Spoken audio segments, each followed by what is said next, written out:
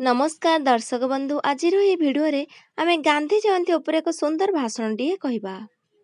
वरेण्य सभापति महोदय, पूज्य गुरुजी और गुरुमा वृंद, विज्ञ विचार मंडली एवं एठारे उपस्थित मोर छोट बड़ भाई भौणी और मोर सहपाठी गण, आज अक्टोबर मास 2 तारिख जातिर पिता महात्मा गांधींकर पवित्र जयंती अवसर में आज मते किछि कहिबार सुजोग मिलिथिबारु मु निजकु धन्य मने करूअछि।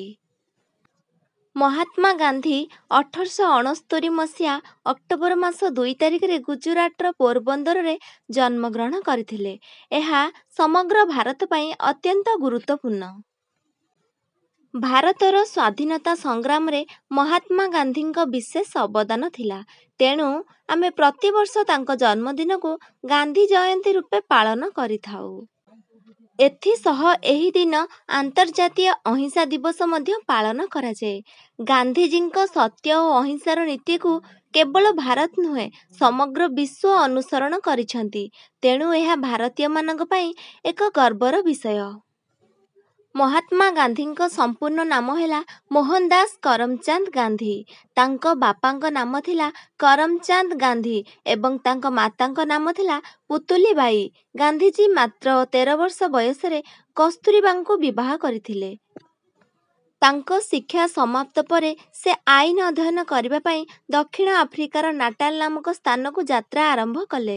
एही यात्रा समय रे तांको रंग भेदभाव हेतु इंग्रेज माने तांको ट्रेन लु बाहर को ठेली देइथिले।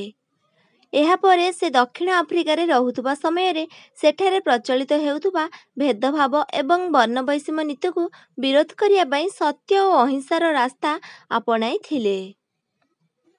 जेउथिपाई से सत्याग्रह आंदोलन आरंभ करथिले एवं से मध्य एही आंदोलन रे सफलता पाइथिले।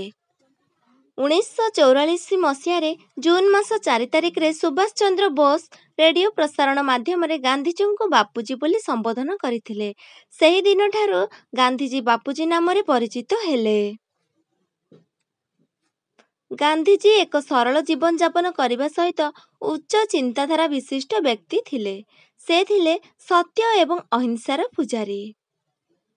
गांधीजी वृत्ति अनुजाई वकील थिले एवं ब्रिटेन लु डिग्री समाप्त करथिले। एहा परे गांधीजी किछि समय पई बॉम्बे रे आईन अभ्यास करथिले। तांको जीवन संघर्ष रे परिपूर्ण थिला, जहाकु से तांको आत्मजीवनी मो परीक्षण सहित सत्य रे संपूर्ण भावरे वर्णना करिसंती।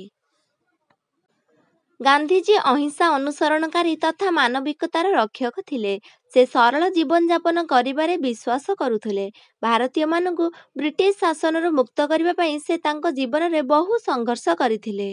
से ब्रिटिश मानकु देशरु तड़िबा पई सेमानंक विरुद्ध रे असहयोग आंदोलन, आईन अमान्य आंदोलन, भारत छड़ा आंदोलन एपरि अनेक गतिविधि आरंभ करथिले।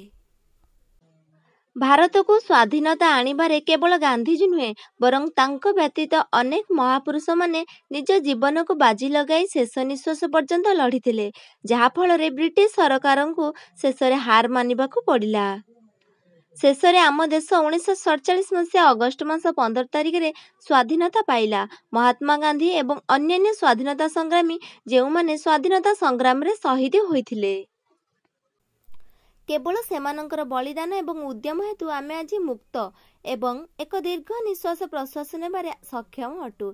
एतिके कही मु मोर वक्तव्य शेष करूछि। जदि भिडियोटी भल लागिथिबा लाइक शेयर सब्सक्राइब निहाती करिवे।